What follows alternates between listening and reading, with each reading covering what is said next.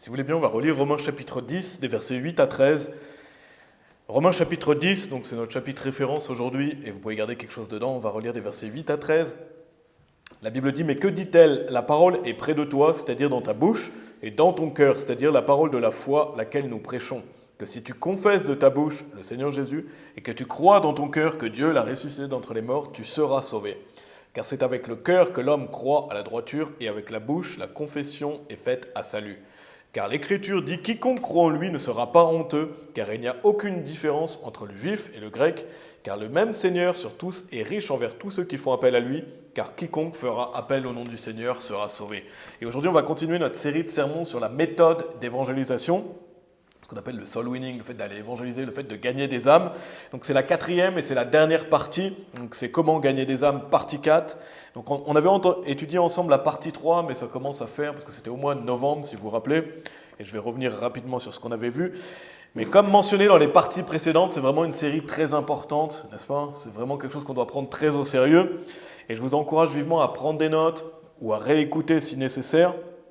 Et cette série, donc moi j'ai fait 4 messages, on a fait 4 parties, mais c'est une série qui est basée sur la série de notre pasteur, de notre église en Angleterre, Strong Tower, de notre pasteur Yann Taverneau. Il avait fait 8 sermons, bien détaillés. Il avait fait 8 parties pour cette série sur comment gagner des âmes. Donc je vous encourage à aller écouter les sermons de notre pasteur, et je mettrai encore une fois la playlist des 8 sermons, parce que moi j'ai fait un condensé en 4, mais je vous encourage vivement à écouter ces sermons qui sont bien plus complets, et il y a 8 parties. Donc je mettrai encore dans la description de cette vidéo. Donc c'est la méthode de notre église, donc c'est la méthode de notre groupe, n'est-ce pas? C'est la méthode qu'on veut mettre en place, et on veut toujours s'améliorer. On est là pour s'améliorer, pour évangéliser, devenir meilleur. Et donc on va voir ça dans une 4e partie. Donc pour rappel, les parties précédentes, qu'est-ce qu'on avait vu? On avait vu une introduction au soul winning et le démarrage d'une conversation, ça c'était la partie 1. On a vu le péché et ses conséquences et l'évangile, c'était la partie 2. Et on a vu dans la partie 3 la croyance et la sécurité éternelle. Donc on en était resté à la sécurité éternelle. On va revenir où on en était resté. Je vous donne en rappel aussi une liste de versets, si vous voulez les noter ou si vous voulez vérifier, je les répète. Liste des versets qu'on avait vus donc, dans cette méthode que vous pouvez utiliser. Bien sûr, il y a des versets que vous pouvez remplacer par d'autres si vous préférez certains, mais après, il y en a qui est bien de garder. Donc, Romains chapitre 3, verset 10.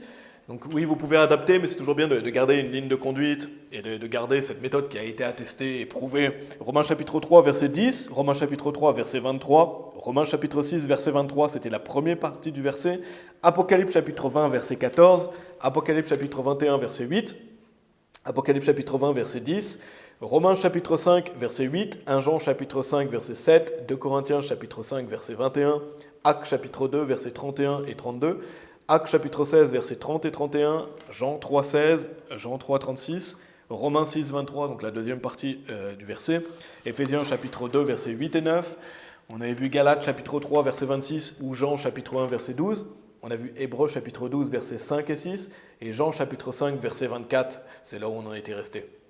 Aujourd'hui, on va continuer la présentation de l'Évangile. Donc on va voir 2 parties aujourd'hui, donc c'est la partie 4, mais on va voir 2 parties. On va voir la repentance et invoquer, donc le fait de se repentir et d'invoquer le nom du Seigneur. Et on va voir quelques notions aussi sur l'après-salut, donc quand quelqu'un est sauvé, ce qu'on appelle le follow-up, suivre, et un suivi, et donc faire un exemple d'évangélisation aussi. Et si vous vous souvenez bien, dans le message la semaine dernière, j'avais fait un message sur marcher dans la vérité, si vous l'avez écouté, et j'avais parlé de l'hypocrisie, si vous vous rappelez. Et je voulais rajouter quelque chose par rapport à ça, parce que c'est relié au message d'aujourd'hui, mais j'avais notamment dit que malheureusement, il y a beaucoup de chrétiens qui agissent de manière hypocrite, qui font semblant, qui sont superficiels. Et bien sûr, comme j'avais dit, on peut l'être parfois, on est tous pécheurs, personne n'est parfait. Mais il y a des personnes qui le sont plus que d'autres, et il y a des personnes qui ne condamnent pas non plus ce genre de choses, c'est ce que j'avais dit la semaine dernière. Mais l'un des plus gros points justement sur ce sujet de l'hypocrisie, c'est l'évangélisation. C'est ce qu'on voit aujourd'hui. Pourquoi? Parce que combien de chrétiens vont évangéliser? Combien de chrétiens vont vraiment évangéliser avec une méthode biblique? Et il y en a malheureusement très peu, n'est-ce pas? Est-ce que vous connaissez beaucoup de gens qui vont évangéliser? Est-ce que vous voyez beaucoup de chrétiens qui vont évangéliser? Malheureusement, non. Et par chrétien, je veux dire personne sauvée. Une personne qui est sauvée, une personne qui a confiance en Jésus-Christ, une personne qui a cru au vrai salut. Malheureusement, peu de gens vont évangéliser. Pourtant, ils disent aimer leur prochain. Vous rencontrerez beaucoup de chrétiens qui vont dire « oui, moi j'aime mon prochain » et bien sûr, on veut que les gens aiment leur prochain. Certains même vont faire une soi-disant forme d'évangélisation, juste en donnant des brochures, en donnant des bibles, en donnant des tracts. Mais si vous n'allez pas évangéliser Bible en main, est-ce que vous aimez vraiment votre prochain? Et de même, si vous dites que l'évangélisation, c'est juste donner des tracts, juste donner des brochures et vous avez fait votre part, est-ce que c'est vraiment ça l'évangélisation? La réponse est non. Et qu'est-ce que ça veut dire? Ça veut dire que beaucoup, malheureusement, de chrétiens sont hypocrites. Parce qu'ils disent aimer leur prochain, et ils vont dire oui, moi j'aime mon prochain. Ils disent évangéliser, mais en fait, non. Et c'est triste, parce qu'on devrait tous faire ça. Mais c'est pour ça qu'une des raisons aussi pourquoi, malheureusement, beaucoup de chrétiens sont hypocrites. Et donc, si c'est votre cas, ça doit changer. Parce qu'on veut que les gens aillent prêcher l'évangile. Si vous aimez votre prochain, vous allez vouloir prêcher l'évangile. Et vous n'allez pas laisser les gens aller en enfer. Vous allez faire votre possible. Donc c'est pour ça qu'on veut toujours continuer à le faire nous-mêmes. On veut toujours continuer à l'évangéliser, toujours à garder cette grande commission et à apprendre à évangéliser si vous ne savez pas le faire. Donc si vous ne le faites pas, si vous écoutez, que vous évangélisez pas, je sais que tout le monde le fait ici, mais si quelqu'un écoute en ligne ou écoute plus tard, et c'est pas juste le dire, oui, moi je veux aller évangéliser dans 1 an, dans 2 ans. Il faut vraiment avoir cette détermination de, voilà, je veux apprendre à évangéliser. Je veux apprendre, je suis en route pour ça. J'apprends, je prépare ma méthode. Je viens comme partenaire silencieux, par exemple. Et si vous ne l'êtes pas, vous devez être en route pour ça. En route pour ça. Dans la voie de, je vais évangéliser. Pas juste dire, oui, je verrai plus tard. Non, il y a un travail à faire et il faut être dans l'objectif de vouloir aller évangéliser, se mettre à l'action. Donc ça, c'était une introduction. La première partie aujourd'hui, donc si vous êtes dans Romains chapitre 10, on va relire des versets 8 à 10. Première partie, c'est cette notion de repentance et d'invoquer le nom du Seigneur. Et donc, de la première partie de cette 4e partie, c'est ça, repentance et invoquer. Donc retournons en Romains chapitre 10, relisons des versets 8 à 10. Il est dit, mais que dit-elle ? La parole est près de toi, c'est-à-dire dans ta bouche et dans ton cœur, c'est-à-dire la parole de la foi, laquelle nous prêchons. Que si tu confesses de ta bouche le Seigneur Jésus et que tu crois dans ton cœur que Dieu l'a ressuscité d'entre les morts, tu seras sauvé. Car c'est avec le cœur que l'homme croit à la droiture et avec la bouche, la confession est faite à salut. Donc, dans ce passage, la Bible est claire que ça parle de comment on est sauvé, n'est-ce pas? Comment on peut être sauvé? Il faut confesser de sa bouche et croire dans son cœur, n'est-ce pas? C'est ce qu'on voit vraiment dans ce passage. Confesser de sa bouche, croire dans son cœur. Et c'est intéressant parce qu'il est mention de la parole de la foi. Et la parole de la foi, il est dit dans ta bouche et dans ton cœur. Ça montre quoi? Ça montre clairement qu'on est sauvé en croyant dans son cœur, mais en invoquant le nom du Seigneur également, n'est-ce pas? Comment on croit en Jésus-Christ? En plaçant sa confiance en lui, en invoquant son nom. Croire, c'est placer sa confiance en. Quand vous dites « je crois en Jésus-Christ », ça veut dire que vous avez placé votre confiance en Jésus-Christ pour votre salut. Donc c'est le fait de placer sa confiance en invoquant le nom du Seigneur. Il est dit « mais que dit-elle? La parole est près de toi, c'est-à-dire dans ta bouche et dans ton cœur. » Donc on confesse de notre bouche, on croit dans notre cœur. C'est-à-dire la parole de la foi à laquelle nous prêchons. Donc la Bible est vraiment claire que si tu confesses de ta bouche le Seigneur Jésus et que tu crois dans ton cœur que Dieu l'a ressuscité d'entre les morts, tu seras sauvé.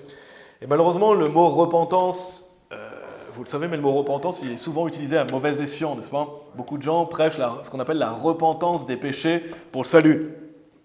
Ce qui est un salut par les œuvres, qui est un faux salut. De même, il y a des gens qui vont critiquer cette doctrine du fait d'invoquer le nom du Seigneur. Ils vont dire non, c'est une œuvre. Si tu as besoin de demander à Jésus de te sauver, si tu as besoin d'invoquer son nom, c'est que c'est une œuvre. Tu serais sauvé par tes œuvres. Et ça, c'est des mensonges et c'est des non-sens, n'est-ce pas? Parce que si vous demandez un cadeau à quelqu'un, ce n'est pas une œuvre. Si vous demandez à Jésus de vous sauver, il n'y a pas d'œuvre. Vous placez votre confiance en lui. Romains chapitre 10, c'est clairement dans le contexte du salut.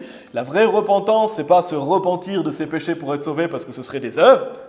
Non, c'est se tourner vers le Seigneur Jésus-Christ, c'est changer d'avis. Vous croyez peut-être dans une fausse divinité, dans une fausse religion, dans vos œuvres, en vous-même, et vous vous tournez vers Jésus-Christ et vous placez votre confiance en lui. Ça, c'est la vraie repentance, la repentance sincère pour le salut. C'est changer d'avis sur sa fausse croyance. Ce n'est pas de se repentir de ses péchés. Amen. Et se repentir, c'est nécessaire au salut. Donc, laissez pas les gens qui parlent de repentance des péchés vous faire dire non, je ne vais pas parler de la repentance, parce que non, la repentance, c'est nécessaire au salut. La Bible est claire. Amen à ça. Amen, ah oui, on doit se repentir pour être sauvé. Mais qu'est-ce que ça veut dire? Ça veut dire arrêter de croire en soi. Ça veut dire arrêter de croire dans ses œuvres, arrêter de croire dans une fausse divinité et se tourner vers le Seigneur Jésus-Christ afin de croire en lui pour être sauvé. Ça, c'est la vraie repentance pour le salut. Et de même, invoquer le nom du Seigneur, ce n'est pas une œuvre. Quand on demande un cadeau à quelqu'un, vous n'êtes pas en train de mériter votre cadeau. Non, vous le demandez simplement. Donc, demander à Jésus de nous sauver, c'est toujours gratuit, le salut est toujours gratuit. Parce qu'il y a des gens, je ne sais pas si vous avez déjà entendu parler, mais il y a des gens qui attaquent cette doctrine. Peut-être il y a des gens qui viendront un jour en mettant en doute cette doctrine, mais non, on est clair sur ça. Pour être sauvé, il faut invoquer le nom du Seigneur. Ça fait partie du fait de croire en Jésus-Christ. Allez dans Genèse chapitre 4, si vous voulez bien. Donc, pour résumer ça, la repentance, invoquer le nom du Seigneur et croire au Seigneur Jésus-Christ, ce serait, si c'était possible, les trois faces d'une même pièce. S'il pouvait y avoir trois faces à une pièce, trois faces d'une même pièce, repentance, croire au Seigneur Jésus-Christ, invoquer le nom du Seigneur, ça va ensemble, c'est la même chose. C'est la même chose, croire sincèrement en Jésus-Christ, avoir confiance en lui, ça implique le fait de s'être repenti et ça implique le fait de lui demander, ça implique le fait d'invoquer son nom. Donc les trois choses sont inséparables pour le salut. Vous ne pouvez pas dire, moi j'ai été sauvé parce que j'ai cru en Jésus-Christ, par contre j'ai jamais invoqué le nom du Seigneur, je ne me suis pas repenti. Non, non, si vous avez cru en Jésus-Christ, vous vous êtes repenti, vous avez invoqué le nom du Seigneur. Ça va ensemble, c'est la même chose. C'est mettre sa confiance en lui. Regardez Genèse chapitre 4 au verset 26. Genèse chapitre 4, verset 26. Donc là, on est dans la méthode, mais on va reprendre là où on en était après. Là, vraiment, je montre cette importance de invoquer, se repentir. Qu'est-ce que ça veut dire? Et ça permet de construire sur le fait que après, on va voir ça, quand on veut faire invoquer le nom du Seigneur à quelqu'un et quand on veut l'aider à placer sa confiance en Jésus-Christ. Regardez Genèse chapitre 4, verset 26, il est dit « Et à Seth, à lui aussi naquit un fils, et il appela son nom Énos. Alors les hommes commencèrent à invoquer le nom du Seigneur. » Quand il est dit ici qu'ils commencèrent à invoquer le nom du Seigneur, c'est-à-dire que ça parle du salut. Invoquer le nom du Seigneur, c'est égal à être sauvé. Donc ils invoquent le nom du Seigneur pour le salut. Et qu'est-ce que ça veut dire? Quand il est dit ici qu'ils ont invoqué le nom du Seigneur, ça veut dire qu'ils se sont repentis et qu'ils ont cru. Ils ont cru dans le fait que le Messie allait venir un jour. Ils se sont repentis de leurs propres œuvres. Donc quand il est dit invoquer le nom du Seigneur, la Bible est exacte avec ça, ça englobe ces trois concepts. On ne peut pas séparer ces trois concepts pour le salut de quelqu'un. Il y a des versets qui parlent d'invoquer, il y a des versets qui parlent de croire, il y a des versets qui parlent de se repentir, mais ça engendre, quand ça parle du salut, les trois concepts sont réunis dans le même verset. Quand il est dit « repentez-vous », dans certains passages, ça parle pour le salut, n'est-ce pas? Quand il est dit « crois au Seigneur Jésus-Christ, tu seras sauvé », c'est pour le salut. Quand il est dit « invoquer le nom du Seigneur », c'est pour le salut. Et ça comprend ces trois concepts. Donc quand il est dit « invoquer le nom du Seigneur », ce n'est pas à exclusion de la repentance et croire dans la venue prochaine du Messie. Non, ça va ensemble. J'espère que vous comprenez ce que je veux dire. C'est vraiment ces trois faces, si c'était possible, d'une même pièce. On ne peut pas ajouter le Seigneur Jésus à un salut par les œuvres, par exemple. N'est-ce pas? Vous ne pouvez pas dire, oui, moi je crois en Jésus-Christ, par contre je dois quand même aller à l'église pour être sauvé. Non, vous n'êtes pas repenti, donc vous n'êtes pas sauvé. Vous devez vous repentir de votre faux salut, donc ça va ensemble. De même, on doit invoquer le nom du Seigneur pour le salut. Ça veut dire qu'il y a un point dans notre vie où quelqu'un a dit, voilà, je me repens. Il ne va pas forcément se dire, mais il va se tourner vers le Seigneur Jésus-Christ, il va arrêter de croire dans ses œuvres ou dans sa fausse religion, il va placer sa confiance en Jésus-Christ, il va invoquer le nom du Seigneur, c'est un jour précis. Donc ça veut dire qu'il y a un jour précis où quelqu'un invoque le nom du Seigneur pour être sauvé aussi. Si quelqu'un vous dit, moi je suis sauvé, par contre, j'ai jamais demandé à Jésus de me sauver, c'est bizarre. C'est bizarre, parce que peut-être la personne ne se souvient pas l'avoir fait, elle ne se souvient pas du jour de son salut, et il n'est pas dit qu'on est sauvé en se souvenant du jour de son salut, n'est-ce pas? On sait si on est sauvé ou on n'est pas sauvé, on ne se souvient pas forcément quand est-ce qu'on l'a fait, mais il y a un moment donné où si vous êtes sauvé, vous l'avez fait. Vous l'avez fait. Donc si quelqu'un vous dit, moi je crois en Jésus-Christ, par contre je suis contre le fait d'invoquer, et j'ai jamais demandé à Jésus de me sauver, il y a un problème. Il y a un problème, pourquoi vous n'allez pas demander à Jésus de vous sauver si vous voulez être sauvé? Donc voilà, je voulais illustrer ça aussi avec un exemple, tout simple. Mais n'importe qui croit en un faux salut, n'importe qui croit que par exemple, se repentir, c'est pas juste se tourner vers Jésus-Christ, mais c'est se repentir de ses péchés, n'importe qui croit qu'il n'y a pas besoin d'invoquer le nom du Seigneur, juste cet exemple, ça les prouve menteurs. Donc je vais prendre un exemple qui, c'est vrai, c'est pas quelque chose que vous pourrez retrouver dans la vie normale forcément, mais imaginez quelqu'un qui est déposé au milieu de la mer par hélicoptère, vous posez quelqu'un au milieu de la mer, pourquoi je prends cet exemple? C'est parce qu'il n'y a pas de bord. Vous imaginez la plage qui a des kilomètres, et la personne n'a pas possibilité de se sauver en fait. Elle n'a même pas la possibilité de nager jusqu'à la plage. Donc imaginez quelqu'un qui est posé au milieu de la mer par un hélicoptère, il est posé dans cette mer, au bout d'un moment il n'a plus d'énergie, n'est-ce pas? Il ne peut plus nager, il a besoin d'être sauvé. Il ne peut pas aller jusqu'à la plage. Donc il commence à sentir qu'il se noie. Bien sûr, l'hélicoptère est resté à proximité pour surveiller. Imaginez que c'est un test, l'hélicoptère est toujours là. Que va faire cette personne? Au bout d'un moment, elle va crier à l'aide, n'est-ce pas? Elle va dire, c'est bon, j'ai plus de force, sauve-moi. Pourquoi il crie à l'aide? Parce qu'il ne peut pas se sauver lui-même. Il crie à l'aide parce qu'il a confiance que dans l'hélicoptère, il y a quelqu'un qui peut le sauver. Et j'espère que vous me suivez. Mais dans cet exemple, on retrouve les trois concepts qui sont reliés au salut, lesquels la repentance, il ne croit pas qu'il va pouvoir se sauver lui-même. Il ne croit pas que ses propres efforts vont faire qu'il va pouvoir aller jusqu'à la plage. Non, il se tourne vers le Sauveur. Et imaginons que la personne dans l'hélicoptère est le Sauveur. Croire, parce qu'il doit avoir confiance que la personne qui va venir le chercher va le sauver. Il a confiance, il place sa confiance, voilà, sauve-moi. Et qu'est-ce qu'il va faire? Est-ce qu'il va rester simplement comme ça? Non, il va crier à l'aide, n'est-ce pas? Dire sauve-moi. Il va dire aide-moi, sauve-moi. Invoquer le sauveur pour être sauvé. Vous ne pouvez pas dire il ne va pas demander de l'aide, n'est-ce pas? C'est ridicule. Quelqu'un qui est posé au milieu de la mer et qui reste comme ça et il va dire non, je ne vais pas demander à l'aide. J'ai envie d'être sauvé, mais je ne vais pas. Non, il va demander de l'aide. Il va demander de l'aide. Donc s'il croit pouvoir être sauvé, il va forcément invoquer. Il ne va pas juste dire, oh, pas besoin de demander, non, ça va ensemble, pas besoin de demander, non, ça va ensemble, le fait d'invoquer, le fait de se repentir et le fait de croire.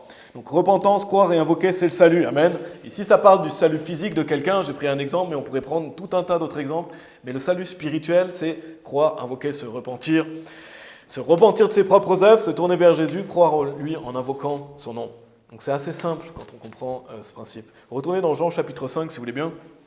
Tout ça, c'est la première partie, donc partie 4, comment gagner des âmes, et je voulais vraiment parler de la notion de repentance, le fait d'invoquer, le fait de croire, pour bien qu'on comprenne que ces trois vont ensemble pour le salut de quelqu'un. Et c'est important qu'on prêche sur ces doctrines, parce que c'est attaqué, malheureusement, et on doit toujours prêcher, c'est le salut. C'est des doctrines reliées au salut extrêmement importantes. Donc on va continuer la méthode. Donc dans la partie 3, on avait fini avec Jean chapitre 5, verset 24, donc avec la sécurité éternelle. On va retourner en Jean chapitre 5, verset 24, on va le relire pour voir où est-ce qu'on en était. Jean chapitre 5, verset 24, Jésus nous dit, donc ça c'est le dernier verset qu'on donne sur la sécurité éternelle, si vous l'utilisez. Il dit, en vérité, je vous dis, celui qui entend ma parole et croit en celui qui m'a envoyé a la vie sempiternelle, et vous pouvez dire, ça veut dire éternelle, et ne viendra pas en condamnation, mais est passé de la mort vers la vie. Donc c'est un verset qui enseigne clairement l'assurance du salut d'au minimum 3 manières possibles, n'est-ce pas? La vie sempiternelle, donc la vie éternelle, c'est la vie pour toujours, ça ne peut pas s'arrêter. Ne viendra pas en condamnation, péchés passés, présents et futurs sont pardonnés, l'assurance d'avoir été pardonné et de jamais aller en enfer, mais est passé de la mort vers la vie. Il n'y a pas de mort, vie, non, c'est mort vers la vie, l'esprit est sauvé pour toujours. C'est au présent, au moment où vous placez votre confiance en Jésus, vous êtes sauvé, vous êtes passé d'une personne morte à une personne vivante. C'est l'esprit, votre esprit est vivant pour toujours. Et donc là, quand vous avez expliqué ça, c'est le moment où justement poser des questions à la personne. Vous avez vu tout, on a le péché et ses conséquences, on a vu l'évangile, la sécurité éternelle, donc c'est le moment de poser des questions. Je vous les rappelle, je les avais mentionnés, mais pour rappel, première question que vous pouvez poser à quelqu'un, êtes-vous d'accord que vous êtes pécheur? On veut que la personne reconnaisse, oui, je suis pécheur. Où tous les pécheurs méritent d'aller, ou où on mérite d'aller à la base, il faut que la personne dise, voilà, on mérite tous d'aller en enfer. Qui est Jésus? Donc voilà, on veut que la personne dise, voilà, Seigneur Jésus, c'est le Fils de Dieu, il est Dieu, donc qui vous croyez que Jésus est? Est-ce que vous croyez qu'il est le Fils de Dieu? Qu'est-ce qu'il a fait pour nous? Donc il faut bien sûr que les gens se disent, il est mort pour nous, et vous pouvez demander pour la résurrection, voilà, vous pouvez dire, est-ce que vous croyez qu'il est mort pour vos péchés? Est-ce que vous croyez qu'il est ressuscité entre les morts? Donc c'est qu'est-ce qu'il a fait pour nous? Et que faut-il faire pour être sauvé? Là, c'est important de poser une question ouverte, n'est-ce pas? Qu'est-ce que vous devez faire pour être sauvé? Pour vraiment voir qu'est-ce que la personne a dans le cœur, parce que c'est dans l'abondance du cœur que la bouche parle. C'est pour ça qu'on veut poser des questions aussi ouvertes ici. Donc s'ils disent croire en Dieu, vous pouvez dire, est-ce que c'est juste croire en un Dieu? On veut vraiment que les gens disent, c'est croire en Jésus-Christ, pas croire en un Dieu, croire... Et de mon côté, souvent aussi, si la personne dit il faut croire, souvent je demande, vous verrez si vous voulez le rajouter, mais est-ce que croire suffit ou est-ce que vous devez aussi faire des bonnes actions en plus pour aller au paradis? Précisez bien que c'est pour aller au paradis. Les gens, des fois, vont dire oui, il faut croire, mais c'est bien aussi de faire des bonnes actions. En fait, ils veulent dire c'est bien dans votre vie chrétienne. Et donc précisez non, je parle pour aller au paradis. Il faut que les gens disent oui, croire, ça suffit. Vous pouvez rajouter ça si vous voulez. Et une fois que vous avez cru, est-ce qu'on peut perdre son salut? Est-ce qu'il y a quoi que ce soit que vous pouvez faire? Est-ce que si vous faites un grave péché, est-ce que vous pouvez encore aller en enfer? C'est important de poser cette question, que la personne soit sûre et dise non, voilà, on ne peut pas perdre son salut. C'est possible de donner un exemple de péché aussi, pas des choses extrêmes, comme j'avais déjà mentionné, mais un péché grave. Ne donnez pas des exemples bizarres. Par exemple extrême, je veux dire des exemples bizarres. Si je te dis personne ou ce genre d'exemple vraiment bizarre, ça peut faire peur à la personne. Non, donnez, voilà, par exemple, vous pouvez donner l'exemple de Saül aussi. Vous pouvez dire Saül a tué des gens, il s'est suicidé, etc. Des graves péchés comme ça, mais pas des exemples bizarres. Comme voilà, se suicider, tuer quelqu'un, etc. Bien sûr, en disant que c'est des choses qu'on ne doit jamais faire, mais où est-ce que vous pouvez encore aller en enfer? Donc poser des questions, c'est vraiment extrêmement important de poser des questions parce qu'on veut avoir des saluts sincères, n'est-ce pas? On n'est pas des 1, 2, 3, répète après moi, non, on veut poser des questions, n'ayez pas peur que les gens n'aient pas compris. Justement, on veut savoir, quand vous posez des questions, c'est pour vous assurer que la personne a compris et que vous assurez que la personne est prête à invoquer le nom du Seigneur. Donc c'est important de poser ces questions, notez-les si vous ne les avez pas, c'est mieux de les noter plutôt que de se dire ah, peut-être que je vais m'en rappeler, non, notez-les s'il vous plaît, essayez de les noter quand vous les connaissez, alors faites-les. Mais là, on a vu 6 questions. Et c'est important de ne pas oublier une question essentielle comme qu'est-ce qu'il faut faire pour être sauvé, ou est-ce qu'on peut perdre le salut. C'est des questions essentielles à poser pour voir si la personne a bien compris. Si la réponse de la personne n'est pas convaincante, revenez avec elle sur qu'est-ce qu'elle mentionne par ça, peut-être revenez dans un verset si nécessaire. Donc s'ils ont bien répondu, là maintenant c'est le moment de revenir sur ce qu'ils ont dit en début de conversation, et ça on avait vu dans démarrer la conversation. Même si, quand vous demandez à quelqu'un, voilà, si la personne vous dit oui, je suis sûr, ou non, je ne suis pas sûr, demandez-lui qu'est-ce qu'elle croit faire pour aller au paradis, et retenez ce qu'elle vous dit. Retenez, demandez à la personne, voilà, si elle vous dit je suis sûr, ah bah, qu'est-ce qui fait que vous êtes sûr, qu'est-ce que vous croyez qu'il faut faire.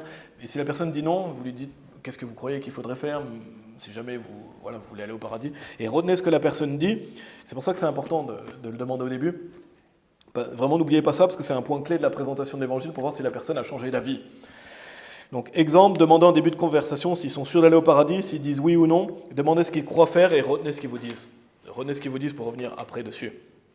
Donc, leur demander s'ils ont changé d'avis. Vous pouvez leur dire, voilà, par exemple, quelqu'un vous a dit oui, je crois qu'il faut être une bonne personne. Leur dire, voilà, vous m'aviez dit en début de conversation, vous croyez qu'il faut être une bonne personne. Est-ce que vous avez changé d'avis maintenant?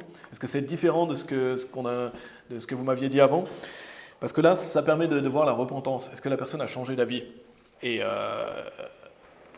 Et si vous voulez voir un exemple de ça, si vous ne comprenez pas trop ce que je vous explique, on va faire une présentation après avec frère Tristan pour mettre ça en pratique. On va le voir, mais vraiment c'est important de demander ça. Des fois vous pouvez demander s'ils connaissent le mot repentance et leur expliquer voilà ce que c'est que la repentance. C'est justement arrêter de croire dans ses œuvres et croire en Jésus-Christ. C'est changer d'avis sur ce que tu croyais et placer ta confiance en Jésus-Christ. Donc c'est important qu'ils reconnaissent qu'ils ont changé d'avis, que c'est différent. Parce que si quelqu'un vous dit non, je croyais déjà ça, et buté, il ne veut pas changer, ça veut dire que la personne... elle croit déjà être sauvée, elle ne veut pas se repentir. Donc c'est vraiment une question vraiment essentielle. Et demandez en étant gentil. Donc notez ce que la personne a dit. Et voilà, vous pouvez leur dire, voilà, avant que ce qu'on a vu dans la Bible ensemble, vous voyez que ce qu'on a vu ensemble, c'est différent de ce que vous croyez avant. Est-ce que vous avez changé d'avis par rapport à ça? Et vous pouvez dire, la plupart des gens croient comme vous. Moi aussi, j'ai cru avant il fallait être une bonne personne, si vous aviez cru ça, mais voilà, il y a un moment donné où on doit changer d'avis. Vous pouvez leur dire, c'est pas ce que la Bible dit. Donc, ça, c'est la première chose. Donc, après toutes les questions, vérifiez s'ils ont changé d'avis, et là, c'est extrêmement important, et notre pasteur veut que tout le monde fasse ça. C'est vraiment extrêmement important, cette question qu'on voit ensemble, et que vous connaissez, vous, mais que peut-être des personnes plus tard viendront et ne connaissent pas, ou des gens en ligne ne connaissent pas, mais vraiment, notre pasteur veut que les gens fassent ça dans notre église, donc par extension dans notre groupe, parce qu'on fait partie de l'église. Mais s'il vous plaît, avant de faire prier quelqu'un, demandez-leur, et vous pouvez leur dire, voilà, avant qu'on se parle, Dieu nous en garde, si vous était arrivé quelque chose hier, et heureusement vous êtes là aujourd'hui, ce n'est pas le cas, en croyant ce que vous croyez avant, où est-ce que vous seriez allé? Demandez à la personne, voilà, si vous était arrivé quelque chose hier, vous seriez mort, vous croyez qu'il fallait faire des bonnes actions, où est-ce que vous seriez allé? Vous seriez allé au paradis ou en enfer? Si vous était arrivé quelque chose, vous seriez allé en enfer ou au paradis. S'ils n'acceptent pas à ce moment-là qu'ils seraient allés en enfer, alors priez pas avec la personne. Si la personne n'accepte pas, je serais allé en enfer, pourquoi prier avec la personne pour qu'elle invoque le nom du Seigneur pour être sauvée d'enfer alors qu'elle croit qu'elle serait déjà allée au paradis? Ça n'a aucun sens. Ça n'a aucun sens. C'est pour ça que cette question est vraiment importante. Et je ne sais pas pour vous, mais c'est quelque chose que moi j'utilise que depuis récemment. Avant, je ne posais pas cette question. Et je suis sûr qu'il y a des gens, si on leur avait posé cette question, ils auraient dit « je serais allé au paradis ». Et en fait, nous, avant, on avait prié avec la personne en croyant que... voilà, mais en fait, la personne n'avait pas vraiment compris. Donc ça permet de minimiser... ça permet de maximiser la chance d'avoir un salut sincère, en fait. Ça permet d'être sûr que la personne a vraiment compris. Et si on a fait ça avant, je suis sûr qu'on n'a pas posé cette question, plein de gens ont été sauvés sans cette question. Mais c'est mieux parce qu'on le voit maintenant aujourd'hui aussi, qu'il y a des gens qui ne vont pas avouer qu'ils seraient allés en enfer. Ça veut dire que ça ne sert à rien de prier avec cette personne. J'espère que vous comprenez ce que je veux dire. Mais parce que comment vous pouvez être sauvé de l'enfer si vous croyez que vous allez déjà au paradis? N'est-ce pas? Si quelqu'un dit « je serais allé au paradis », s'il n'accepte pas qu'il était en route pour aller en enfer, parce qu'il y a des personnes qui vont dire « je serais allé au paradis », précisez avec eux, redemandez. Ça arrive que des fois, des gens vous disent « au paradis » comme ça, par réflexe, ou parce qu'ils n'ont pas bien compris la question, donc reprécisez avec la personne. J'ai eu plusieurs personnes, ils ont dit « au paradis », vous reprécisez avec eux, ils auraient dit « ah non, c'est vrai, je serais allé en enfer ». Peut-être qu'ils n'ont pas réalisé, peut-être qu'ils n'ont pas compris, mais c'est important de... Si la personne vous dit non, de repréciser, vous dites « non, mais vous vous souvenez, vous aviez dit ça ». Maintenant, vous voyez que c'est différent. Est-ce qu'on peut aller au paradis par ses bonnes actions? Si la personne dit non, ou est-ce que vous seriez allé alors? Il y a des gens qui vont dire oui, c'est vrai, je serais allé en enfer. Tant que la personne n'accepte pas, on ne prie pas avec la personne. Il faut que la personne accepte. Revenir sur ça. Allez dans Matthieu chapitre 7, si vous voulez bien. Donc, vous pouvez redemander s'ils répondent mal. Mais vraiment, les gens doivent sincèrement se repentir de leurs fausses croyances. C'est pour ça que j'ai parlé de la repentance avant, parce qu'il faut se repentir de sa fausse croyance pour invoquer le nom du Seigneur. Donc, ne priez pas avec quelqu'un qui n'a pas accepté. Donc si la personne n'a pas accepté, que vous essayez de repréciser, elle n'accepte toujours pas, peut-être c'est bien d'expliquer avec des versets. Romains chapitre 11, verset 6 par exemple, qu'on avait vu dans un verset complémentaire, mais vous pouvez aussi utiliser Matthieu chapitre 7, des versets 21 à 23. Matthieu chapitre 7, versets 21 à 23. Et vous pouvez utiliser Jean chapitre 6, versets 39 et 40 en complément. Si vous allez dans Jean chapitre 6, versets 39 et 40, on voit quelle est la volonté du Père, c'est qu'on croit au Fils, qu'on ait la vie éternelle. Donc Matthieu chapitre 7, versets 21 et 23, il est dit « Ce n'est pas quiconque me dit Seigneur, Seigneur qui entrera dans le royaume du ciel, mais celui qui fait la volonté de mon Père qui est au ciel. Beaucoup me diront en ce jour-là, Seigneur, Seigneur, n'avons-nous pas prophétisé en ton nom, et chassé les diables en ton nom, et fait beaucoup d'œuvres merveilleuses en ton nom? Et alors je leur déclarerai, je ne vous ai jamais connus, retirez-vous de moi, vous qui pratiquez l'iniquité. » Donc, pourquoi utiliser ce passage? Simplement pour dire aux gens que vous voyez qu'il y a des gens qui font confiance dans leurs œuvres. Jésus va leur dire qu'il ne les connaît pas. Pourtant, ils se disent chrétiens. Même là, dans le passage, si vous y allez, c'est des faux prophètes. Mais ils disent, on a fait des œuvres en ton nom. Donc, c'est important. C'est pour ça que c'est important d'avoir demandé en début de conversation ce qu'ils croient, de ne pas oublier pour leur dire, mais vous vous souvenez, au début, vous aviez dit que vous croyez dans vos œuvres. Ces gens qui croient dans leurs œuvres, ici, Jésus dit, je ne les connais pas. Donc, ça permet à la personne de prendre conscience, c'est vrai, avant, j'allais aller en enfer. Que la personne accepte qu'elle allait aller en enfer parce qu'elle croyait dans ses œuvres. C'est un passage qui peut aider la personne à réaliser ça. Donc, au début, demander aux personnes ce qu'ils croient, c'est très important. Il faut leur montrer qu'ils ont tort, il faut qu'ils acceptent qu'ils étaient en route pour l'enfer. Allez dans Romains chapitre 10, de nouveau, si vous voulez bien. Et donc, quand ils se sont sincèrement repentis, s'ils ont accepté, ils ont dit oui, moi j'ai changé d'avis, s'ils disent j'allais aller en enfer, ils ont accepté ça, vraiment ne pas avancer avant qu'ils acceptent. Maintenant, après Jean chapitre 5, verset 24, c'est Romains chapitre 10, verset 9. Après avoir posé des questions, après s'être assuré de ce qu'on a vu avec la personne, c'est Romains chapitre 10, verset 9. C'est pour ça qu'on a lu ce passage en début de message. Il est dit que si tu confesses de ta bouche le Seigneur Jésus et que tu crois dans ton cœur que Dieu l'a ressuscité d'entre les morts, tu seras sauvé. Donc vous pouvez expliquer ce passage en disant, voilà, si vous dites à Jésus que vous croyez en lui, si vous y croyez dans votre cœur, vous êtes sauvés. Et donc ça, c'est comment on croit en Jésus-Christ, comment placer sa confiance en lui. Donc expliquez ça.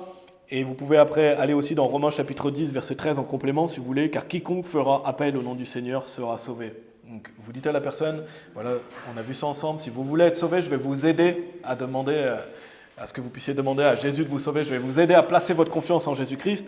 Vraiment, encouragez-les à le faire. Faites comme si c'était naturel, en disant, voilà, je vais vous aider à le faire. Ne soyez pas dans peut-être que tu veux prier. Non, dites, voilà, la Bible dit, si tu confesses, si vous avez cru ce qu'on a vu, on va invoquer le nom du Seigneur ensemble. Bien sûr, il faut que vous y croyez dans votre cœur. Donc, ne pas forcer, mais les implorer de le faire. Et il faut les convaincre de le faire. Il faut les convaincre de le faire, parce que n'oubliez pas que c'est le moment de croire. Ce n'est pas un ajout à l'évangile. Romains chapitre 10, verset 9, c'est pas « Ah, mais de toute façon, ils ont déjà cru avant, donc il n'y a pas besoin... » Non, ce n'est pas un ajout. Là, c'est le moment où les gens vont placer leur confiance en Jésus-Christ, et on veut que les gens soient sauvés. Donc, ce n'est pas un ajout à l'évangile, une option, c'est l'évangile. N'est-ce pas? Ça fait partie de l'évangile, que pour être sauvé, il faut invoquer le nom du Seigneur. Avec tout ce qu'on a vu avant, bien sûr, aussi. Donc, croire se fait par invoquer le nom du Seigneur, c'est ça, placer sa confiance. C'est pour ça qu'il faut faire attention aux gens qui attaquent cette doctrine.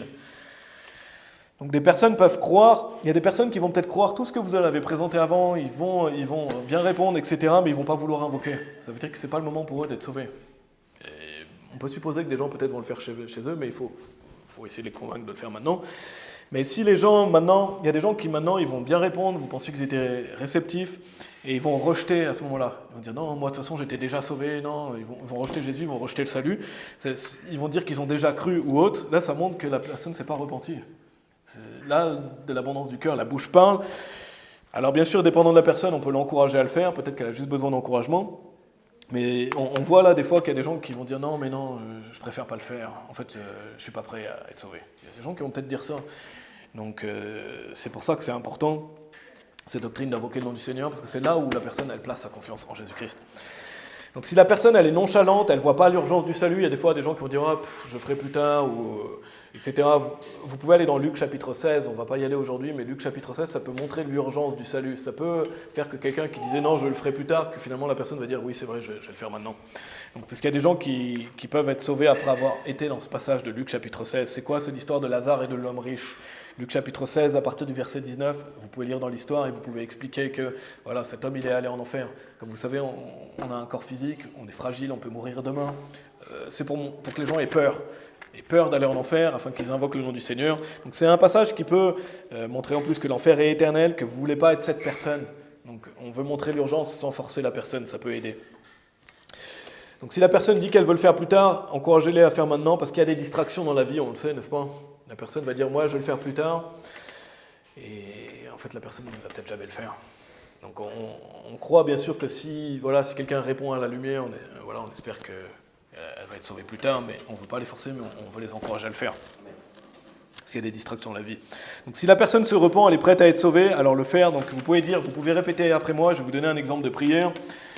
Peut-être que vous avez déjà une prière qui est bien, mais vous pouvez dire « Seigneur Jésus-Christ, je sais que je suis un pécheur, je sais que je mérite d'aller en enfer, mais je crois que tu es le Fils de Dieu, que tu es mort, a été enseveli et est ressuscité des morts pour payer pour mes péchés. J'ai confiance seulement en toi, sauve-moi et donne-moi la vie éternelle. » Vous pouvez dire, sinon, s'il te plaît, emmène-moi au paradis quand je mourrai. Amen. Donc ça, c'est un exemple de prière que vous pouvez faire avec la personne. Après, vous êtes assuré de tout ce qu'on a vu ensemble. Et bien sûr, il y a des gens qui vont vous dire, oui, mais les personnes muettes, alors, elles ne peuvent pas confesser de leur bouche.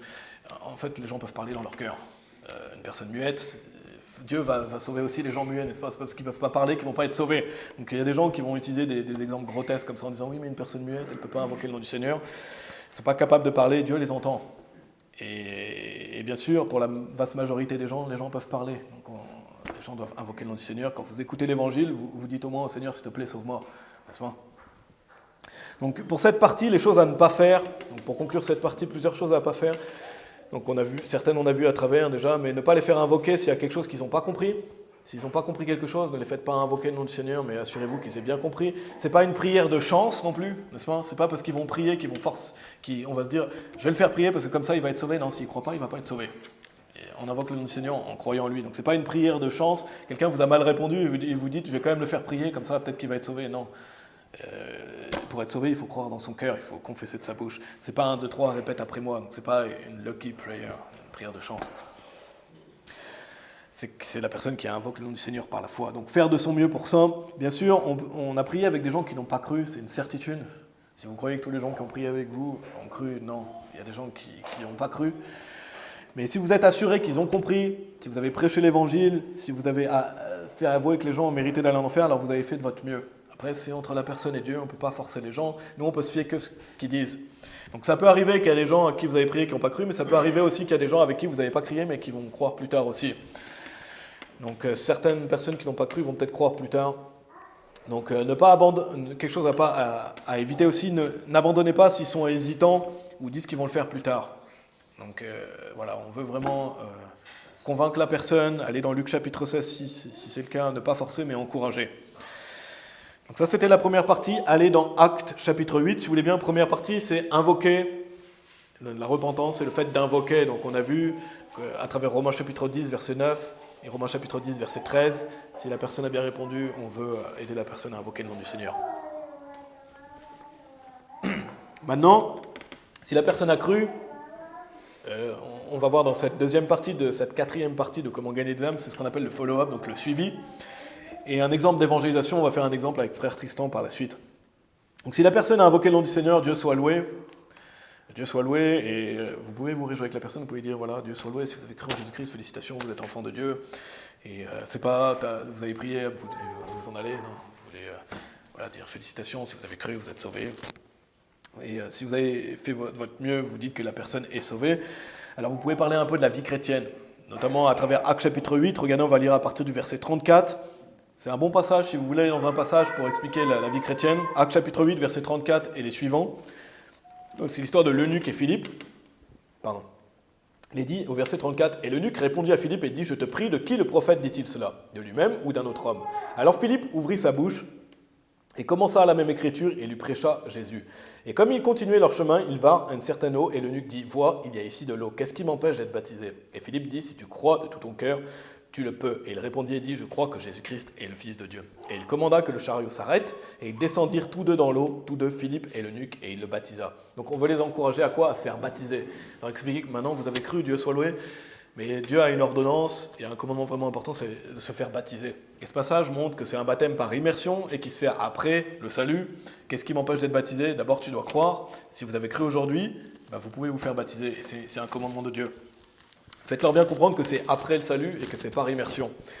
S'ils ont été baptisés bébés, il faut leur dire avec gentillesse que ce n'est pas un baptême qui a de la valeur, n'est-ce pas? C'est un baptême qui est non biblique. Parce qu'il y a des gens qui vont dire, moi j'ai déjà été baptisé. Et ils vont dire, j'ai été baptisé bébé, ou ils vont dire, j'ai été baptisé, mais en fait, ils n'étaient pas sauvés. Et un bébé, il n'a pas besoin d'être sauvé. Un bébé, c'est à part, mais je veux dire quelqu'un qui a un âge pour comprendre. Donc ça veut dire qu'ils doivent se faire rebaptiser, leur expliquer, voilà, vous voyez comme dans l'histoire, on doit se faire baptiser après avoir cru. Et ça se fait par immersion, c'est pas juste des gouttes qu'on met sur le front de quelqu'un. Donc il faut le refaire. Donc si les personnes ont sincèrement cru au Seigneur Jésus, ont été sauvées, ça ne veut pas dire qu'ils vont venir à l'église, n'est-ce pas? On le voit ici que tous les gens qu'on a sauvés, ils ne viennent pas à l'église, n'est-ce pas? Ils ne viennent pas dans notre groupe. Ça ne veut pas dire qu'ils vont faire quoi que ce soit, malheureusement. Si quelqu'un est sauvé, il va peut-être jamais aller à l'église, jamais se faire baptiser, peut-être jamais lire la Bible, ou peut-être la lire seulement quelques fois. Ce n'est pas une garantie, parce que ça, c'est la dure réalité de la vie chrétienne. On voudrait que les gens sauvés fassent des œuvres, mais ce n'est pas automatique. On ne croit pas ça ici, n'est-ce pas?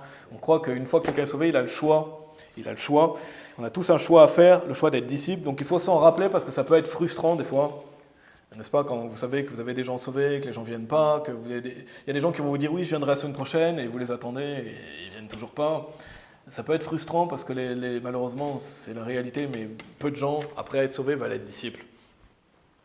Et Dieu fait de grandes choses à travers peu, et c'est Dieu qui construit l'Église, donc on doit continuer à encourager les personnes à venir. Ce n'est pas parce que les gens ne viennent pas qu'on se dit bon, j'arrête, de toute façon ça ne marche pas. Donc continuons à encourager les gens à venir, même si le succès est faible, on le sait. Si vous avez déjà évangélisé depuis assez longtemps, vous voyez que malheureusement, le succès est faible que les gens viennent, et encore plus faible que les gens viennent évangéliser, parce que c'est une chose de venir, mais ça ne veut pas dire qu'ils vont rester non plus. Combien de personnes disent qu'ils vont venir aussi, donc la semaine prochaine, où je vais venir vous visiter, et ils ne viennent pas en fait. Et il faut l'accepter, mais il faut continuer à le faire. On doit continuer à essayer, continuer à y travailler. Donc la première chose, c'est les encourager à se faire baptiser. Après que quelqu'un soit sauvé, n'oubliez pas, prenez un petit moment, si la personne a le temps, parlez-lui du baptême. Voilà, vous pouvez leur dire, voilà, nous on a un pasteur, montrez qui est notre pasteur vient régulièrement, il peut baptiser des personnes, et si la personne, je vais en parler après, mais vous donne son contact, vous pouvez l'inviter aussi quand il y a des événements qui sont organisés. Première chose, donc, encourager à se faire baptiser. Vous pouvez parler aussi brièvement du fait de lire la Bible. Vous pouvez utiliser Matthieu chapitre 4, verset 4. On ne va pas y aller, mais c'est un verset que vous pouvez utiliser. Voilà, vous pouvez leur dire, on a une Bible à offrir. Si vous venez nous visiter, on pourra vous offrir une Bible. Il nous fera plaisir de vous offrir une Bible si vous venez nous visiter dans notre groupe. Et les encourager à lire la Bible. Vous pouvez leur dire aussi qu'ils peuvent commencer par le livre de Jean. C'est un bon endroit pour commencer, pour la lecture de la Bible. Et probablement, je vais bientôt faire, dans un premier temps, des petites cartes où il y aura un lien où les gens pourront aller voir notamment le sermon sur « Maintenant que je suis sauvé ». Parce que là, on a des cartes pour prendre le contact des gens, mais je vais probablement faire d'autres cartes, et on verra après avec le temps si on part sur autre chose. Et je les mettrai à disposition, mais que des cartes que vous pourrez donner aux gens que vous avez eu de sauvés. Comme ça au moins, ils auront un QR code à scanner pour voir un sermon sur qu'est-ce que je dois faire maintenant que je suis sauvé, et mettre un petit mot dessus. Voilà, je pense que je vais faire une carte comme ça. Ça permet de donner une carte aux nouveaux croyants, qu'ils aient du matériel à regarder. Donc voilà, comme on fait déjà, on continue à le faire, n'est-ce pas? Continuer à encourager les gens à se faire baptiser, à lire la Bible, à venir nous visiter, leur dire qu'on peut leur offrir une Bible. Prenez le contact de la personne, si la personne veut bien vous donner son contact, forcez pas les gens, si vous voyez que la personne ne veut pas, et demandez qu'à des gens qui sont majeurs. Si vous hésitez, demandez-leur quel âge ils ont. Si vous disent 17 ans, vous ne prenez pas le contact de la personne. Il faut que la personne soit majeure, pas les personnes mineures. Donc une fois, si la personne vous a donné son contact, vous pouvez l'inviter. Et il y a un principe important aussi, si vous êtes si par exemple un homme célibataire de notre groupe a une dame sauvée, donnez le contact d'une dame à une dame de notre groupe. Si vous êtes un couple marié, l'homme peut parler à un homme et la femme à une femme. c'est mieux de faire comme ça. Donc voilà, si par exemple, frère Tristan a un monsieur sauvé, il peut écrire à ce monsieur. S'il a une dame sauvée, il peut le donner à sa femme pour qu'elle puisse envoyer un message. Donc continuons à faire ça, à prendre le contact si la personne est majeure, inviter la personne. Donc il y avait un exemple type de message que j'avais mis dans le groupe, vous pouvez l'adapter, mais voilà, c'est bien de dire à la personne qu'elle est la bienvenue, lui rappeler qu'elle peut venir nous visiter. D'autant que possible, faites-le le jour même. C'est mieux si le dimanche vous avez quelqu'un sauvé, si vous pouvez le faire le soir ou dans les jours à venir, parce qu'il y a plus de chances que la personne réponde, je pense, en tout cas de ce que j'ai vu. Et invitez la personne. Si la personne ne répond pas, vous pouvez quand même envoyer un message plus tard s'il y a des baptêmes organisés en disant voilà, on organise des baptêmes, vous pouvez vous faire baptiser à tel moment. Bien sûr, si au bout d'un moment, si vous n'écrivez pas 10 messages à la personne si elle ne répond jamais, n'est-ce pas? Là, c'est du bon sens. Et si la personne est sauvée, donc je revois avec vous parler du baptême, dire de lire la Bible, prendre le contact si la personne veut bien le donner et ne pas forcer et donner cette carte avec une vidéo que je vais probablement faire.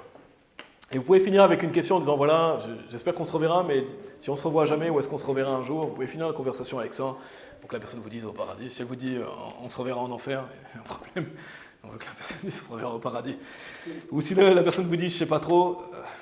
Peut-être c'est bien de vérifier avec elle, peut-être qu'elle l'a dit parce qu'elle a un peu peur, mais voilà, on veut que la personne dise bien sûr au paradis et au ciel.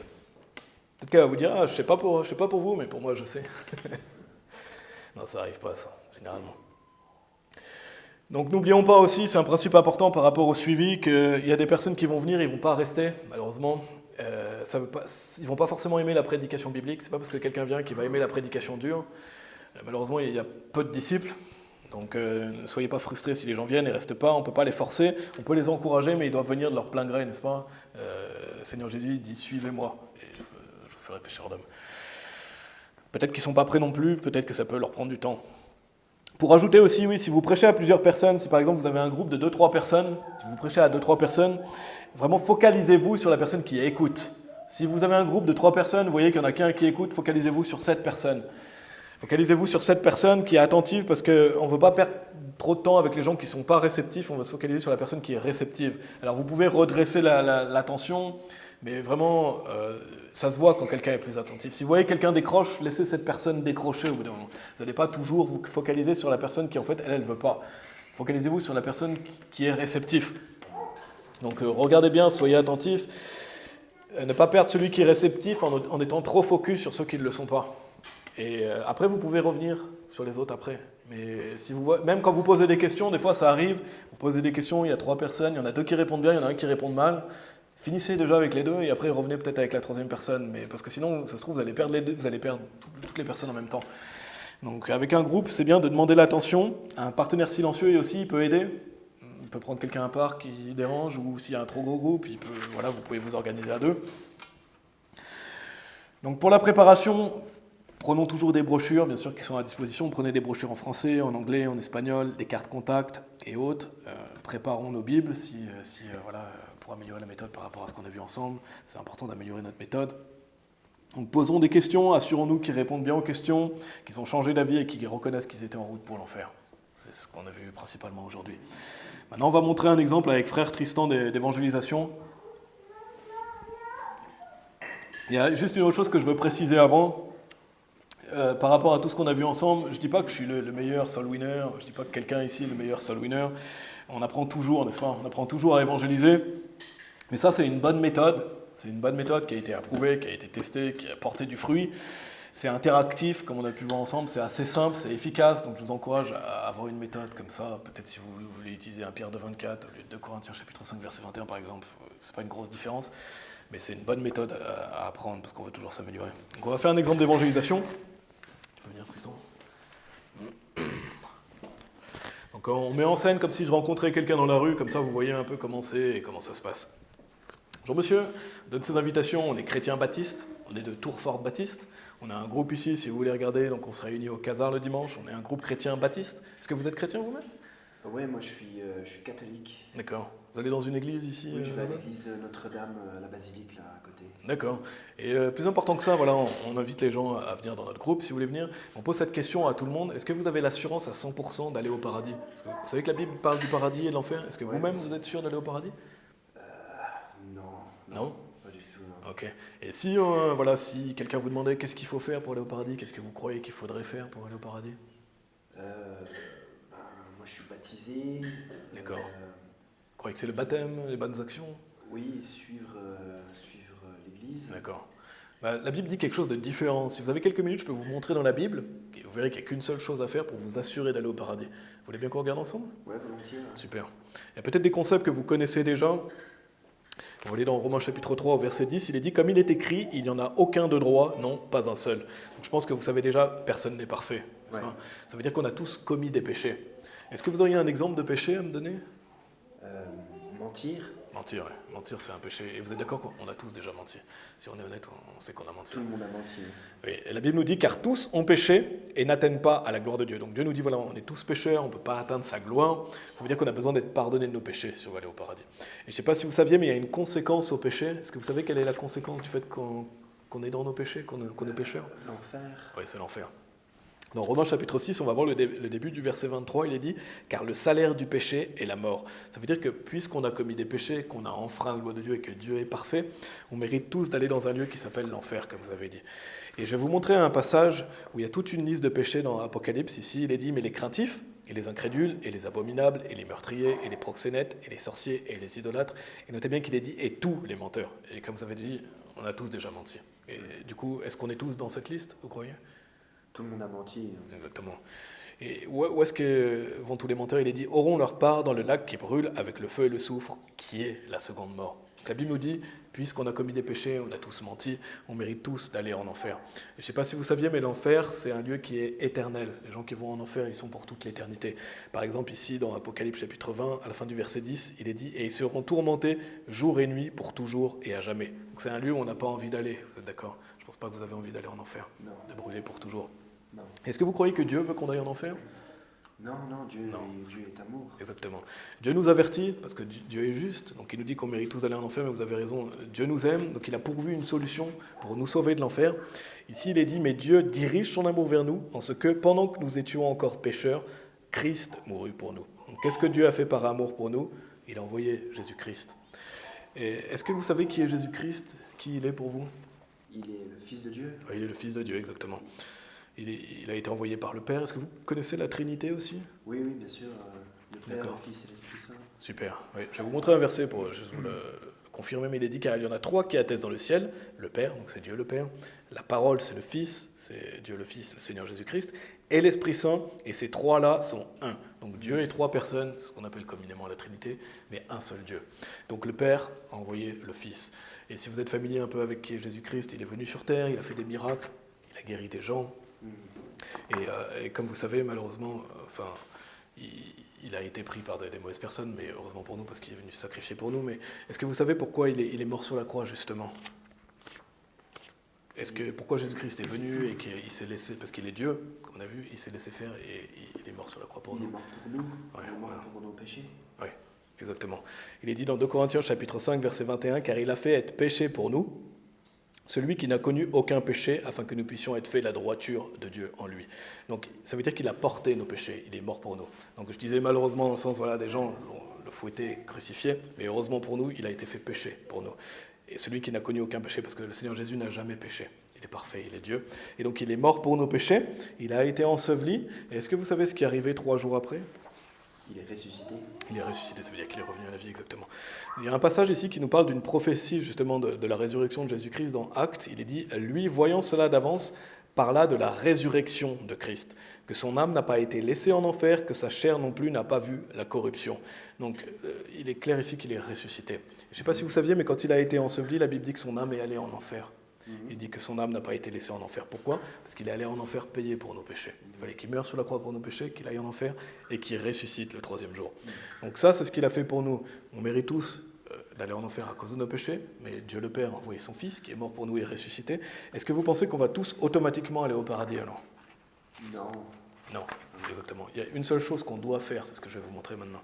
Ici, il y a cette question qui est posée dans la Bible, vraiment une réponse claire après, où il est dit, messieurs, que dois-je faire pour être sauvé? Donc être sauvé d'où?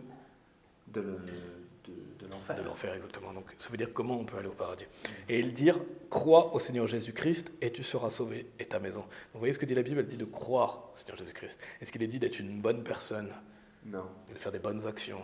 Non. Non. Il est dit seulement de croire, ça veut dire avoir confiance. Je vous montre un autre passage qui en parle.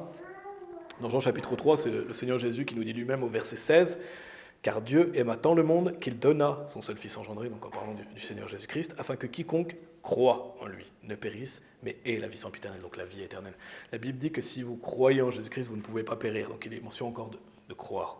Je vais vous donner un exemple tout simple pour illustrer, parce que croire, ça veut dire avoir confiance. Imaginez que j'ai un ami, et il passe un examen écrit, et je lui dis, voilà, je crois en toi, tu vas réussir. Ça veut dire que j'ai confiance en lui. Est-ce que si je prends sa feuille et je le fais à sa place, vous pensez que j'ai vraiment confiance en lui? Non, vous n'avez pas confiance. Exactement. Donc si vous dites à Jésus, je crois en toi, mais je dois faire des bonnes actions pour le paradis, est-ce que vous avez vraiment confiance en lui?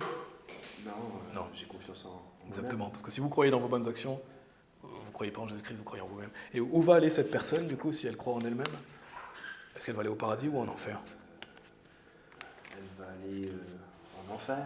Oui, exactement, ouais. Parce qu'elle ne croit pas en Jésus-Christ, elle croit en elle-même. Je vais vous donner ce verset pour illustrer ça, c'est Jean chapitre 3, verset 36.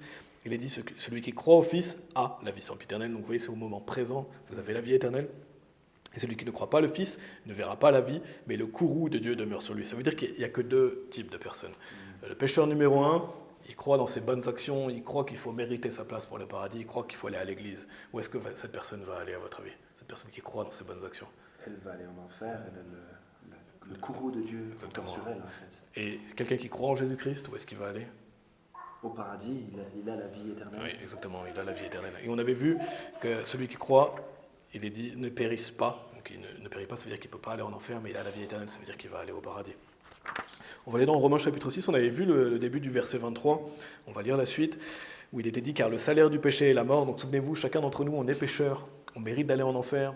Et Dieu a envoyé son Fils, il est mort sur la croix pour nous, il est ressuscité, et donc en croyant en lui, on a la vie éternelle, parce qu'il est dit ici, mais le don de Dieu est la vie éternelle par Jésus-Christ, notre Seigneur. Donc vous voyez, aller au paradis, c'est un don. Si c'est un don, si c'est un cadeau, est-ce que vous devez payer pour ça? Non. Non. Si je vous dis, voilà, j'ai cette Bible, je vous la donne, mais vous devez me payer 50 francs, est-ce que c'est un cadeau? Non, je dois l'acheter. Exactement. Et 1 franc? Pareil. Pareil. Et si je vous dis, je vous donne cette Bible, mais en échange, vous devez laver ma voiture, est-ce que c'est vraiment un cadeau que je vous fais ou il y a une condition? Non, c'est conditionnel. Exactement. Mais la Bible dit que non, c'est un don d'aller au paradis. Ça veut dire que c'est offert. Vous n'avez pas à rajouter des bonnes actions. Ouais. Vous avez seulement à le recevoir gratuitement. Il y a un autre passage aussi qui confirme ça dans Éphésiens chapitre 2, les versets 8 et 9, où il est dit ici, « Car par grâce, vous êtes sauvés. » Une grâce, ça veut dire que c'est gratuit. C'est une faveur imméritée. Souvenez-vous, nous on mérite d'aller en enfer, mais Dieu nous pardonne gratuitement. Par le moyen de la foi, donc la foi c'est le fait de croire, d'avoir confiance, il est dit, et cela pas de vous-même, c'est le don de Dieu, donc on retrouve cette notion de don, de gratuité, et il est dit, non des œuvres, afin qu'aucun homme ne se vante. Pourquoi? Parce que si on croit qu'on est sauvé par nos œuvres, par nos bonnes actions, etc., on se vante et on se croit meilleur que les autres. Et donc, où cette personne va aller si elle croit dans ses œuvres? Est-ce qu'elle peut aller au paradis? Non. Non, exactement. C'est pour ça qu'il faut vraiment croire dans la grâce de Dieu, avoir seulement confiance en Jésus-Christ. Et la Bible parle de cette notion de la nouvelle naissance. Je ne sais pas si vous avez déjà entendu parler de la nouvelle naissance. Pas vraiment. Le fait d'être enfant de Dieu, d'être né de nouveau. Ah oui, d'être enfant de Dieu, oui. D'accord. Par exemple, dans Jean chapitre 1, verset 12, il est dit « Mais à tous ceux qui l'ont reçu », donc en parlant de recevoir le Seigneur Jésus-Christ, à eux il a donné pouvoir de devenir les fils de Dieu, c'est-à-dire à ceux qui croient en son nom. La Bible dit que le jour où vous croyez en Jésus-Christ, Dieu il devient votre Père. Ça veut dire que vous n'étiez pas son fils avant. Parce que combien de fois vous devez devenir l'enfant de quelqu'un? Une fois. Une fois, exactement. Donc, combien de fois on doit devenir l'enfant de Dieu? Une fois. Exactement. Il est dit devenir les fils de Dieu. Et est-ce qu'on peut arrêter d'être l'enfant de notre Père une fois qu'on est devenu son fils? Ah non, non, non. Non. Et d'autant plus avec Dieu, c'est notre Père éternel. Ça veut dire que quand vous avez cru en Jésus-Christ, Dieu est votre Père pour toujours. Il n'y a rien qui peut vous séparer de son amour. Par contre, qu'est-ce qu'un père aimant il fait à son enfant quand il fait des mauvaises choses? Qu'est-ce que vous croyez qu'un père aimant va faire à son fils? Il va le châtier. Il va le châtier, ouais. C'est ce que dit la Bible, ça veut dire qu'il va le punir. Ici, il est dit dans Hébreux chapitre 12, car celui que le Seigneur aime, il le châtie et fouette tout fils qu'il reçoit. Donc la Bible nous dit que quand on est enfant de Dieu, on ne peut plus aller en enfer. Par contre, on aura une punition sur cette terre si on commet des péchés. D'autant plus si on commet des graves péchés. Je vais vous donner un exemple extrême dans la Bible, c'est le roi Saül. Je ne sais pas si vous avez entendu parler du roi Saül. Oui. Il était juste avant le roi David. Et il avait cru, et il avait placé sa confiance dans la venue du Messie, et il avait reçu cette vie éternelle, il était enfant de Dieu, mais après il a eu une vraiment mauvaise vie. Malheureusement, il a tué des gens et il s'est suicidé. Il ne faut jamais faire des choses pareilles, bien sûr. Où est-ce que vous croyez qu'il est allé à sa mort? S'il avait cru et qu'après il a fait toutes ces choses? D'après ce que vous montrez, s'il a cru, il est au paradis. Exactement, ouais. Et pourquoi? Parce que quand vous avez cru, c'est la vie éternelle, c'est pas la vie temporaire que Dieu peut vous reprendre. Et en plus, Dieu pardonne vos péchés passés, présents, mais aussi futurs. C'était ses péchés futurs. Et c'est un exemple, justement, et la Bible est claire qu'il est allé au paradis. Pourquoi? Parce qu'il avait cru. Vous avez bien compris. Je vais vous montrer ce verset qui résume un peu tout ce qu'on a vu ensemble. Ici, dans Jean chapitre 5, au verset 24, il est dit « En vérité, donc vous voyez, c'est important, Jésus-Christ dit 2 fois en vérité, je vous dis, celui qui entend ma parole », et vous avez vu aujourd'hui, je vous ai vraiment montré des versets de la Bible, cité des versets de la Bible, parce que c'est la parole de Dieu que vous écoutez, c'est vraiment votre confiance doit reposer dans la parole de Dieu. Il est dit « Et crois en celui qui m'a envoyé », donc si vous croyez que le Père a envoyé le Fils, qui est mort pour vous, et qui est ressuscité, la Bible dit « a la vie sempiternelle », donc c'est au moment présent. Vous n'avez pas à attendre plus tard, et vous la donne aujourd'hui. Et éternel, est-ce que ça peut s'arrêter si Dieu vous donne cette vie éternelle? Non, c'est pour toujours. Jamais. Exactement. Il est dit, et ne viendra pas en condamnation. Ça veut dire que vous ne serez jamais condamné. Tous vos péchés passés, présents, mais aussi futurs sont pardonnés. Mais passer de la mort vers la vie, ça veut dire que votre esprit est mort à cause de vos péchés, mais le jour où vous croyez en Jésus-Christ, votre esprit est vivant pour toujours. Vous avez cette notion de vie éternelle. Vous ne pouvez pas passer de la vie après à la mort. Vous êtes un enfant de Dieu. Ouais. Donc ça, c'est ce que dit la Bible. Maintenant, je vais vous poser juste quelques questions pour voir si vous avez bien compris. Est-ce que vous reconnaissez que vous avez commis des péchés? Bien sûr, oui. Comme tout le monde. Et où est-ce que tout le monde mérite d'aller à cause de ses péchés à la base? En enfer. En enfer, exactement. Et qui vous croyez que Jésus est? Qu'est-ce que vous croyez à propos de Jésus-Christ? Je crois qu'il est le Fils de Dieu. Oui, il est le Fils de Dieu. Exactement, il est le Fils de Dieu, il est Dieu, comme on a vu ensemble. Et si je vous redemande qu'est-ce qu'il faut faire pour aller au paradis, qu'est-ce que vous me diriez? Qu'est-ce que vous devez faire? D'après la Bible, c'est clair qu'il faut juste croire. Oui. Et j'ai oublié de vous poser une question, excusez-moi, mais qu'est-ce que Jésus-Christ a fait pour nous, du coup? Parce que vous croyez qu'il est le Fils de Dieu, mais qu'est-ce qu'il a fait pour nous aussi? Il est venu payer pour nos péchés. Exactement. Et il est ressuscité. Vous croyez en ça, qu'il est mort pour vos péchés, qu'il est ressuscité? Oui, bien sûr. Ok.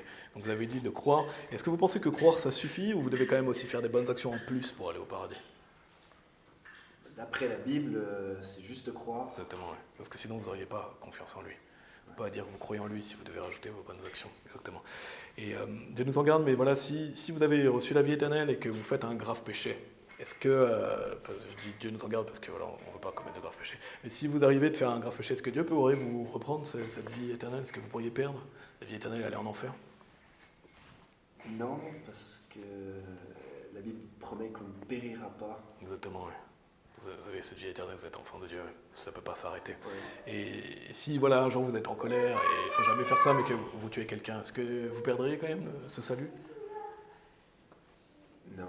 Non, exactement. On l'a vu ensemble, par contre, Dieu va vous punir pendant votre vie ici. Et c'est quelque chose qu'il ne faut jamais faire, bien sûr. Mais voilà, Dieu nous punit quand on fait des péchés, d'autres on est grave, mais on ne peut jamais perdre cette vie éternelle. Et vous vous souvenez, au début, vous m'aviez dit que vous croyez qu'il faut être une bonne personne pour aller au paradis. Et beaucoup de gens croient ça. Et est-ce que vous diriez que vous avez changé la vie par rapport à avant? Par rapport à ce qu'on a vu ensemble? Ouais, moi, est-ce que c'est différent? Oui, parce que moi je croyais qu'il fallait être baptisé pour aller au ciel. Et puis, aller baptisé, en fait, vous n'en avez même pas parlé, quoi. Ouais. Exactement. Et donc Dieu nous en garde, mais voilà, si vous étiez arrivé quelque chose hier, heureusement ce n'est pas le cas parce que vous êtes là aujourd'hui, mais si vous étiez arrivé quelque chose hier et que vous étiez mort, en croyant que c'était le baptême qui vous permet d'aller au paradis et les bonnes actions, où est-ce que vous seriez allé hier du coup? Vous pensez que vous seriez allé au paradis ou en enfer? Je serais allé en enfer. Oui, exactement. Oui. Pourquoi? Parce que vous croyez dans vos bonnes actions. Mais vous ne voulez pas aller en enfer, n'est-ce pas? Non. Vous voulez aller au paradis. Ouais. Donc si vous voulez bien, on va regarder la dernière chose qu'il faut faire ensemble justement pour que vous puissiez vous assurer d'aller au paradis. Il y a un verset dans la Bible ici, dans Romains chapitre 10, il est dit que si tu confesses de ta bouche le Seigneur Jésus et que tu crois dans ton cœur que Dieu l'a ressuscité d'entre les morts, tu seras sauvé. Donc ça veut dire aujourd'hui même. Ça veut dire que si vous dites à Jésus que vous croyez en lui, si vous y croyez dans votre cœur, la Bible dit que vous promet que vous êtes sauvés, vous avez la vie éternelle. Donc si vous croyez tout ce qu'on a vu ensemble, il est dit, car quiconque fera appel au nom du Seigneur sera sauvé. Si vous voulez bien, je vais vous aider à placer votre confiance en Jésus-Christ, afin que vous puissiez être sûr d'avoir reçu cette vie éternelle, d'accord? Et vous pouvez répéter les mots que je vais dire, vous pouvez répéter après moi, si vous voulez bien. Vous pouvez dire, Seigneur Jésus-Christ, Seigneur Jésus-Christ, je crois que je suis un pécheur, je crois que je suis un pécheur, et que je mérite d'aller en enfer, mais je crois que tu es mort pour moi, et que tu es ressuscité. ressuscité. Merci Seigneur de me sauver, Merci Seigneur de me sauver. j'ai confiance seulement en toi, J'ai confiance seulement en toi. donne-moi la vie éternelle. Donne-moi la vie éternelle. Amen. Amen. Amen. Félicitations si vous avez cru. Aujourd'hui, vous êtes sauvés. Amen. Super. Dieu vous bénisse. Merci beaucoup. Donc voilà, c'était un exemple d'évangélisation. Merci frère. Tristan a été sauvé aujourd'hui. Bien soit loué. Alors ça fait bien longtemps qu'il est sauvé. Et c'était un exemple d'évangélisation qu'on a vu ensemble. J'espère que ça a permis de mettre en pratique ce qu'on a vu à travers les 4 messages. Et voilà, je sais que nous tous, on va déjà évangéliser, mais c'est bien d'améliorer notre méthode. Peut-être qu'il y a des gens, comme j'ai dit, qui vont écouter plus tard ou qui vont se rejoindre. C'est bien qu'ils aient une série d'évangélisation à écouter. Donc voilà, c'était la conclusion de ce 4e message. On va prier ensemble, si vous voulez bien. Merci Père, merci pour cette méthode, Seigneur, qui nous a été transmise, Seigneur. Merci pour les hommes et les femmes de Dieu, Seigneur, à travers l'histoire, qui sont allés prêcher l'Évangile, Seigneur, et on n'a rien d'exceptionnel, Seigneur. On est simples chrétiens et on veut répondre au commandement de prêcher l'Évangile, Seigneur. Et merci pour ces personnes qui sont battues pour prêcher l'Évangile. Merci pour cette méthode, Seigneur. Merci pour notre groupe et les personnes qui veulent bien aller prêcher l'Évangile, Seigneur. Je prie que tu bénisses les gens qui vont prêcher l'Évangile. Je prie pour que s'il y a des gens qui nous écoutent, qui hésitent, Seigneur, qui puissent se préparer à le faire, qui puissent être déterminés, être en route pour aller prêcher l'Évangile, parce que c'est un clair commandement, Seigneur, pour être disciple. Et voilà, je prie pour que tu puisses toujours nous améliorer, à nous aider à nous améliorer et à être efficace, Seigneur. Et voilà, on croit que cette méthode est efficace et approuvée et simple. Et merci Père pour ça. Et on prie pour que cette série puisse aider des personnes à l'avenir et que tu puisses rajouter des personnes à notre groupe aussi, que des personnes puissent aller évangéliser, Seigneur. On prie toutes ces choses au nom de Jésus-Christ. Amen.